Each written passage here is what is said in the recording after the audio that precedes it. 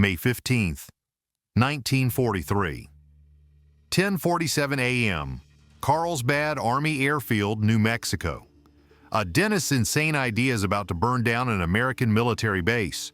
Technicians release hundreds of bats into the desert sky, each one carrying a miniature napalm bomb designed to incinerate Japanese cities without risking a single American pilot. The test should be routine. It isn't. The bats don't fly toward the test range, they turn back. Silent, instinctive, lethal. They slip into hangars, fuel depots, parked aircraft. 30 minutes until ignition. Men freeze as realization hits the weapon meant to destroy Tokyo is now roosting inside their own base. Sweat turns cold, hands shake. Orders are shouted, but it's too late. The timers are already counting down. Then fire erupts, not over Japan. Here, flames devour storage sheds. A general's car explodes into molten steel. Maintenance towers collapse in sheets of napalm-fueled inferno. An American airbase becomes the first victim of America's own firestorm weapon. Can you ever truly control a weapon built from nature's chaos, or does instinct always shatter the chain? December 7th, 1941. Pearl Harbor doesn't just kill 2403 Americans, it shatters the illusion of safety and ignites a war across an ocean too vast to comprehend. The Pacific becomes a meat grinder. Fuel, steel, pilots, bombers, all burning through reserves faster than factories can replace them. Intelligence paints a nightmare. Japanese cities are death traps waiting to ignite. Wood frames, bamboo skeletons, paper walls, structures so flammable a single match could consume entire neighborhoods. One incendiary raid could end the war. But there's a problem. America doesn't have enough bombers, doesn't have enough pilots, doesn't have enough time. Every mission over Japan costs lives. Aircraft fall from the sky in flames. Pilots bail out over hostile territory. The few who return land with hollow eyes and shaking hands. The math is brutal and unforgiving. To burn Japan into submission requires thousands of sorties, hundreds of bombers, and casualties that will bleed the Air Force dry. Command needs fire city-consuming, war-ending fire, but can't afford to deliver it. Then a dentist from Pennsylvania walks into this impossible equation with an idea so absurd it should have been laughed out of the room. Lytle S. Adams. Not a general, not an engineer, not a weapons designer. A dentist. Months before Pearl Harbor, Adams vacationed at Carlsbad Caverns. At dusk, he watched something that would change the course of weapons research. Millions of Mexican free-tailed bats pouring from the cave mouth in a living river of wings and instinct. The image haunted him. After Pearl Harbor, that memory fused with desperation.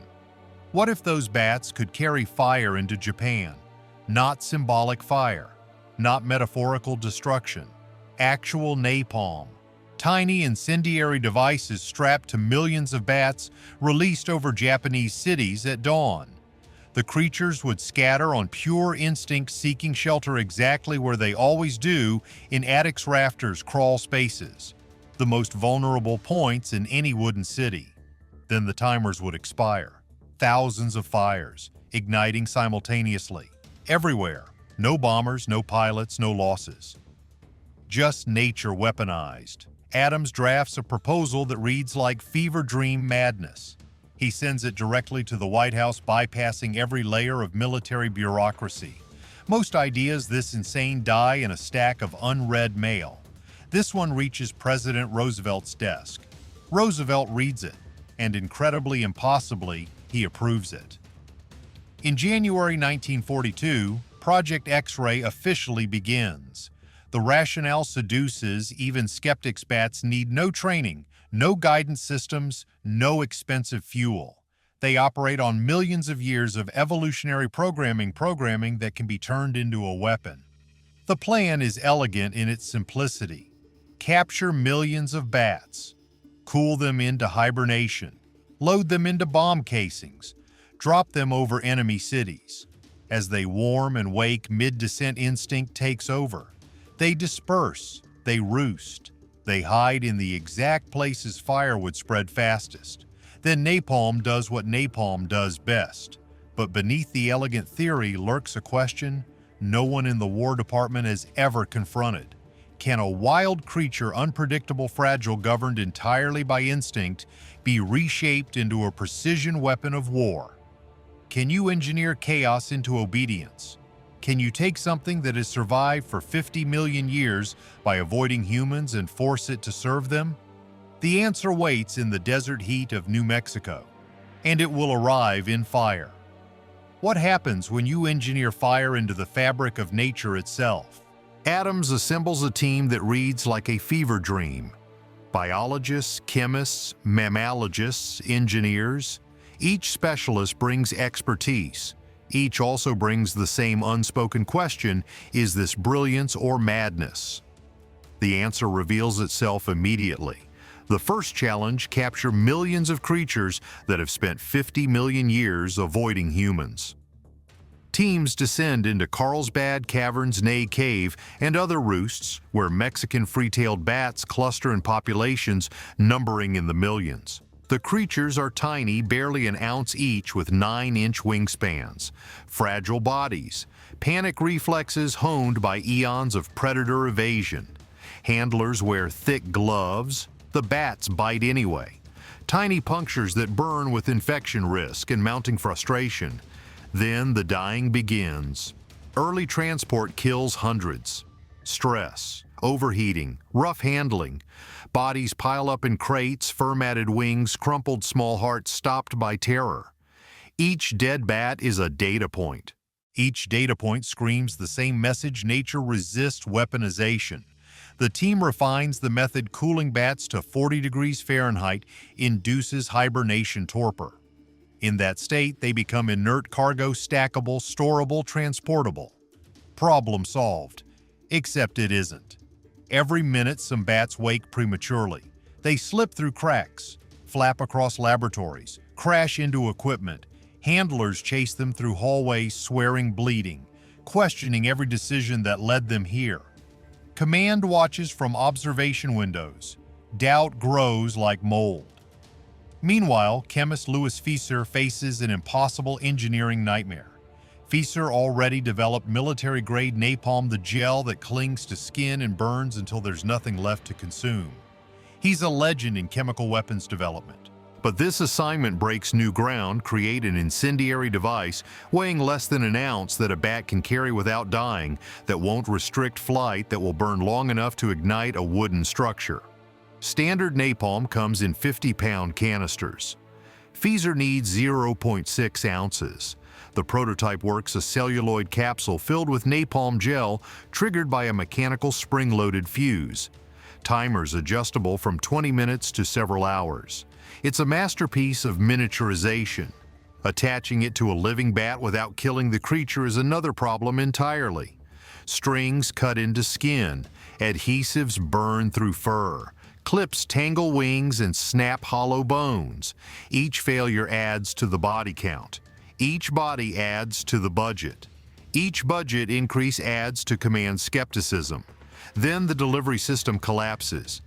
Early bomb casings are simple load bats, seal the container drop from altitude open at low level. The first test at Muroc Army Airfield ends in catastrophe. The casing hits the ground at terminal velocity. Every bat inside dies on impact. Bodies, pulverized wings, shattered, the napalm charges scattered uselessly across the desert. Engineers scramble to redesign. Parachutes, barometric triggers, timed release mechanisms. The parachutes tangle. Rip. Deploy too late or not at all. 50% failure rate. Costs explode past $2 million, a staggering sum in 1943, enough to build a fleet of bombers. Whispers spread through the ranks. Maybe this project is sabotage from within. Maybe someone wants it to fail. Maybe the entire concept is fundamentally flawed. Scientists argue in laboratories. Officers argue in conference rooms. Adams stands at the center of the storm, defending his vision against mounting evidence that nature cannot be disciplined into doctrine.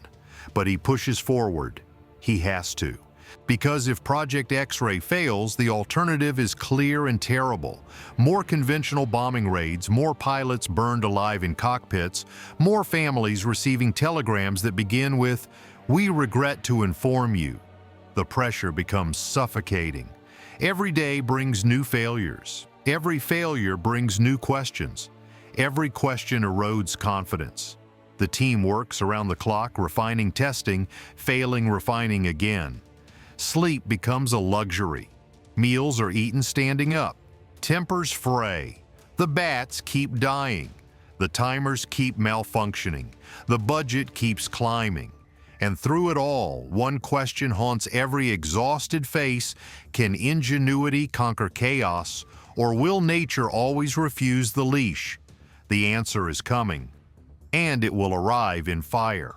The project transforms into a chess match against nature itself, each solution birthing a new obstacle, each obstacle demanding ruthless creativity. Move 1. Biology as ammunition. Scientists discover that hibernating bats at 40 degrees Fahrenheit turns living creatures into stackable cargo. No movement, no resistance, just torpor-induced obedience. They pack what all know 40 bats into a single bomb casing, each bat secured in its own compartment, each one carrying a 0.6-ounce napalm charge. The casing weighs 100 pounds, light enough for a B-25 Mitchell to carry 30 at a time. 30 casings, 31,200 bats, 31,200 individual fires. One bomber could deliver more ignition points than an entire squadron of conventional aircraft. The math is seductive. Move to precision through chaos. The delivery system evolves into mechanical poetry. At 5,000 feet, the bomber releases the casing. At 4,000 feet, a barometric trigger deploys a parachute, slowing descent just enough. At 1,000 feet, the casing opens. Trays separate. Bats spill into open air, still hibernating, still inert. Then temperature does what orders never could. As the bats fall, desert heat warms their bodies. 30 seconds, 1 minute. Torpor breaks, wings unfold, instinct ignites. And suddenly, 1040 living incendiary devices are airborne, guided not by technology, but by 50 million years of evolutionary programming. Move 3. Weaponized instinct. Upon waking, bats obey the only law they know: survive. Find shelter, find darkness, find safety. They scatter across the target zone, each one seeking the same places they've sought since the Eocene epic: attics, rafters, crawl spaces, the hidden voids inside wooden structures, exactly where fire spreads fastest. Enemy defenses become irrelevant. Flak guns can't target individual bats. Spotlights can't track them. Radar can't detect them. Fighters can't intercept them. The creatures fly beneath every defensive doctrine ever written: too small, too many, too unpredictable. Japanese air raid protocols are built around a simple assumption: fire comes from above, delivered by visible bombers at predictable altitudes. But this fire blooms from within, unseen, silent, multiplying. Countermove. The timer advantage. Feezer's incendiary charges are calibrated for a 30-minute delay, long enough for bats to settle into hiding places, long enough for the bomber to escape, long enough for every defensive crew to assume the danger has passed. Then ignition. Not one fire, thousands, simultaneous, scattered, impossible to suppress. Fire brigades can't respond to 1,000 burning buildings at once. Water can't reach rooftops when the flames start inside walls. Evacuation fails when every neighborhood ignites at the same moment. The weapon doesn't just start fires, it overwhelms every system designed to stop them. In May 1943, the Army stages the ultimate test at WWII Proving Ground, Utah. Engineers spend weeks constructing a perfect replica, a mock Japanese village built to exact specifications. Wooden frames, paper walls, bamboo supports, tiled roofs. Even the spacing between buildings matches Tokyo's dense urban layout. It's a ghost town waiting for judgment. Test day arrives. Technicians load armed bats into casings. Crews verify timer settings. Officers observe from a safe distance. Binoculars raise skepticism etched into their faces. The casing drops from a bomber at 5,000 feet. Parachute deploys. Casing opens. Bats spill into the Utah sky. For 90 seconds, nothing happens. Then wings beat. Bodies scatter. The swarm dissolves into individual trajectories, each bat following instinct toward the mock village below. They vanish into structures, under eaves, through ventilation gaps. Silence. Observers check their watches. 30 minutes feels like hours. Then ignition. A shed erupts in flames. Then a house. Then 3 more simultaneously. Within 10 minutes, the entire mock village is burning. Flames leap building to building. Roofs collapse. Walls disintegrate. The fire spreads exactly as predicted, faster than any crew could suppress, more complete than any conventional raid could achieve. The test village burns to ash in under an hour. Officers stand motionless, watching through binoculars. Some faces show awe. Others show something darker, a recognition that they've crossed a threshold into warfare governed not by strategy, but by biology. The weapon works. Perfectly. Terrifyingly. And that perfection carries a weight no one anticipated. Because if it works this well in a controlled test, if nature obeys this predictably, then the only question left is whether humans can maintain control when chaos is the weapon itself. The answer waits in the New Mexico desert, and it's already counting down. Would the flames obey their creators or consume them? Then, the weapon rebels. May 15, 1943, Carlsbad Army Airfield. The demonstration is meant to be a triumph, a carefully orchestrated showcase for senior officers who hold the project's future in their hands. Generals fly in from Washington. Observers from the Navy and Marine Corps arrive with notebooks and skepticism. The pressure on Adams and his team is suffocating. This test will either validate 2 years of work and $2 million in funding, or kill the project entirely. The morning air is already hot. Desert sun beats down on the tarmac. Technicians move with practiced precision, loading armed bats into transport cages for controlled release over a designated range 2 miles from the base. Everything is checked, double-checked, verified. The bats are in torpor, cool, dormant, harmless. The timers are set for 30 minutes, enough time for the demonstration to unfold safely. The release mechanism is secured, or so everyone believes. At 10:47 a.m., technicians carry the cages toward the transport vehicles. Then something goes wrong. Maybe the lids weren't fastened properly. Maybe the latches weakened under repeated use. Maybe the bats, beginning to warm in the desert heat, pushed against weak points with surprising strength. Either way, dozens escape. Not a catastrophic break, just a few bats slipping through gaps. 20, maybe 30. Small enough that some technicians don't even notice immediately. The escape bats don't fly toward the range. They don't scatter into the open desert. They do what bats always do when dawn breaks and instinct demands shelter. They seek the nearest hiding places. And the nearest hiding places are the buildings of Carlsbad Army Airfield itself. Bats slip under corrugated metal roofs, nestle into wooden rafters, crawl into maintenance sheds where tools hang on pegboard walls, squeeze into the wheel wells of parked vehicles, flutter into storage buildings stacked with equipment, fuel cans, spare parts.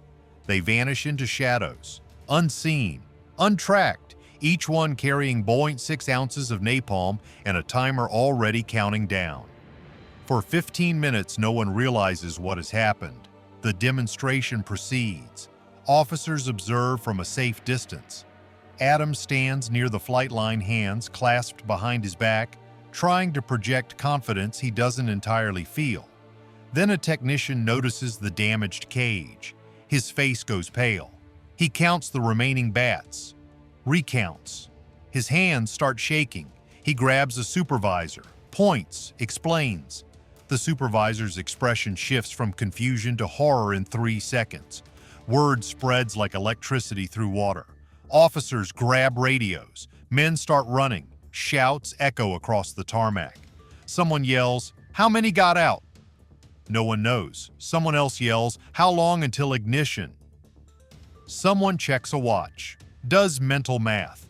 The answer comes out strangled, maybe 15 minutes, maybe less. 15 minutes to find an unknown number of bats hidden somewhere in a 600-acre military installation. 15 minutes before napalm designed to burn Japanese cities ignites American infrastructure instead. Panic doesn't arrive all at once. It builds. First comes denial. Maybe the bats flew away. Maybe they left the base entirely. Maybe this will resolve itself. Then comes frantic action. Search teams fan out across the base. Men peer into shadows under vehicles into rafters. Some carry nets. Others carry gloves. No one knows what to do if they actually find a bat with an armed incendiary device attached. Do you try to remove it? Do you douse it with water? Do you run? No protocol exists for this scenario because no one ever imagined the weapon would turn on its creators. Adams stands frozen near the command post, watching his vision collapse in real time. Officers bark questions at him, questions he can't answer. Where would they roost? Anywhere dark, anywhere hidden. How do we disarm them? You don't. The fuses are mechanical. Once set, they're irreversible. How much damage can one charge do? Enough. More than enough. The clock keeps ticking. 10 minutes left, then 8, then 5. Men are still searching, still shouting, still hoping they can find the bats before the timers expire, but the base is too large, the bats too small, the shadows too deep. At 11:17 a.m., exactly 30 minutes after the escape, the first charge detonates. A storage shed on the western edge of the flight line erupts in flames. Not a small fire, not a contained burn, a napalm-fueled explosion that punches through wooden walls and sends black smoke billowing into the sky. Alarm bells scream across the base. Then the second ignition, a maintenance hangar near the fuel depot. Flames erupt from the roof, crawling down walls with terrifying speed. Then a third, a fourth. Each ignition reveals another hidden bat, another failure point in the containment plan, another moment of catastrophic miscalculation. Near the flight line, the commanding officer's staff car, a pristine 1942 Buick parked in his reserved spot, suddenly bursts into flames. The interior ignites first. Leather seats dissolve into molten char. The fuel tank catches. The explosion lifts the vehicle 6 inches off the ground before it crashes back down as a twisted, burning wreck.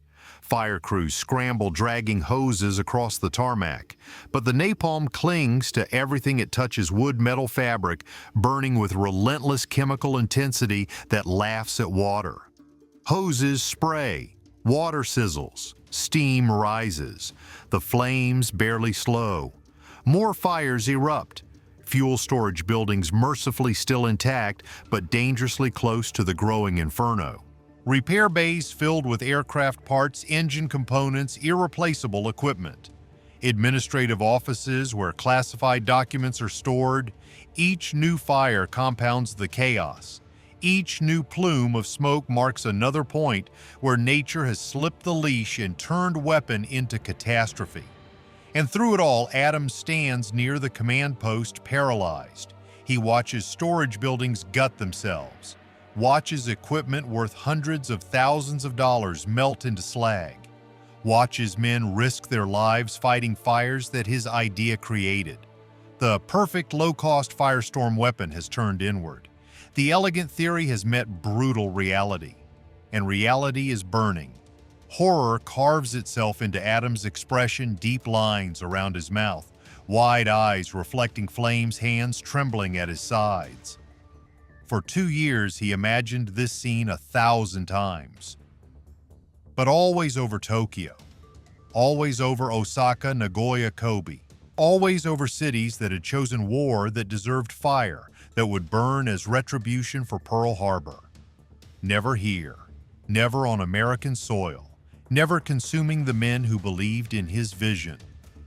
An officer grabs his arm, shouting something Adams doesn't hear over the roar of flames and alarm bells. Adams just stares. because in this moment, in the smoke and chaos and desperate scrambling, he finally understands the truth the engineers refuse to confront. Nature cannot be disciplined into strategy. Instinct always breaks the chain. You can cool a bat into torpor, you can strap napalm to its chest, you can load it into a bomb and drop it from the sky, but you cannot control where it flies when it wakes. You cannot program 50 million years of evolution. You cannot turn chaos into obedience, no matter how elegant the theory, no matter how desperate the need. The weapon worked exactly as designed. That was the problem. Would the base survive its own creation, or had Adams unleashed something that no amount of engineering could contain? The airfield descends into chaos. Bats cling unseen to rafters, beams, vehicle undercarriages, their timers counting down in silent, relentless synchronization. No one knows how many escaped. No one knows where they all are. The fires answer those questions one explosion at a time. Ignition points bloom across the base in horrifying succession. Fuel storage buildings, repair bays, maintenance towers, administrative offices. Each structure erupts in flames that climb walls and consume roofs with terrifying speed. Napalm adheres to everything. Wood blackens and splinters, steel warps under heat that exceeds 2,000 degrees Fahrenheit. Glass shatters not from impact but from thermal shock. The fire doesn't spread like normal combustion. It jumps, it multiplies, it appears in places no ember could have reached, because the embers have wings. Fire crews fight back, dragging hoses across the tarmac, boots pounding against concrete as alarm bells scream overhead. But the flames resist every attempt at suppression. Water evaporates on contact with napalm-soaked surfaces. Foam dissolves into useless vapor. Sand scatters like dust, offering no barrier against chemical combustion designed to burn underwater if necessary. The fire moves like a living thing, unpredictable, hungry, unstoppable. Men shout orders that are drowned out by the roar of combustion and the groaning collapse of wooden frames. Smoke billows into the desert sky in thick black columns, visible for 20 miles. A maintenance hangar collapses inward, its roof caving with a sound like thunder. Sparks fountain upward, riding superheated air currents threatening to spread the fire even further. Then another ignition, this time dangerously close to the main fuel depot. Massive cylindrical tanks stand in neat rows, each containing thousands of gallons of aviation gasoline. If the flames reach them, the explosion will be catastrophic enough to level half the base and kill everyone within 200 yards. A fire crew captain sees the danger. His voice cracks as he screams into a radio, "Get everyone away from the depot now." Men sprint. Vehicles peel out tires, screeching. Officers evacuate the command post, grabbing files and radios, abandoning everything else. The fire creeps closer to the depot, 30 yards, 20-15.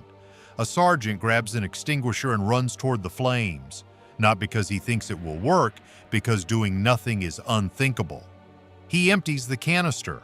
The foam hisses. The flames laugh. He drops the empty extinguisher and runs. 10 yards from the depot, a secondary shed ignites. The blast wave knocks 2 men off their feet, but the depot itself miraculously holds. The flames stop 3 yards short, not because of any firefighting effort, simply because there's a gap in combustible material, a fire break created by pure accident during construction years earlier. Luck, nothing more. Across the base, fires continue to erupt with mechanical precision. A barracks building empty thankfully becomes an inferno. Windows explode outward. The roof collapses in sections, each fall sending fresh waves of sparks into the air. A line of parked trucks ignites one after another, their fuel tanks cooking until they detonate in sequence, boom, boom, boom, like artillery fire. Near the communications building, a bat finally reveals itself. It clings to a wooden beam, stunned by heat and smoke, the incendiary device still strapped to its chest, already spent, already burned. A technician sees it, approaches carefully. The bat doesn't move. He reaches out with gloved hands. The creature is dead, tiny body rigid. Wings scorched. It died doing what evolution programmed it to do: hide and survive. It just happened to be carrying napalm. The technician stares at the small corpse, then at the burning base around him. His expression hardens into something between rage and grief. In the inferno's glow, Adam stands near the flight line, rooted in place. He had imagined this scene 1,000 times, but always over Tokyo, always over Osaka, Nagoya, Kobe, always over cities that had attacked Pearl Harbor, cities whose leaders chose war cities where fire would be righteous retribution, swift and final. Never here, never on American soil against American buildings, endangering American lives. Never consuming the men who had believed in him, who had worked beside him, who had transformed his fever dream idea into functional reality. Around him, officers scream into radios, coordinating evacuations, calling for backup from neighboring bases, ordering fire breaks to be bulldozed between buildings. But the damage is already done. The weapon has proven its lethality beyond any doubt, just not in the way anyone intended. Adams watches his vision burn. Storage buildings he walked through just this morning gutted. Vehicles he rode in melted slag. Tools, equipment, supplies, all consumed by fire he designed to fall on someone else. His throat tightens, his chest aches, shame crashes over him in waves. Not because the weapon failed, because it worked. Because nature obeyed exactly as predicted. Bats sought shelter, timers expired, napalm ignited, and the result was devastation. The theory was sound, the engineering was brilliant, the execution was flawless. And that makes it worse, because it means the horror unfolding before him isn't an accident or sabotage or bad luck. It's proof.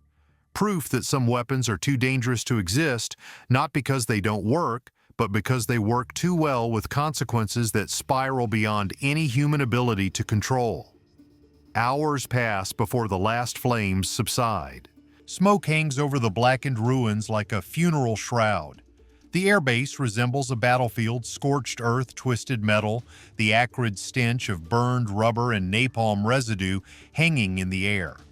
Miraculously, there are no casualties, no deaths, no serious injuries. Men escaped with singed hair smoke, inhalation, minor burns. But the psychological damage cuts far deeper than any physical wound, because every man on that base now understands a truth that will haunt them.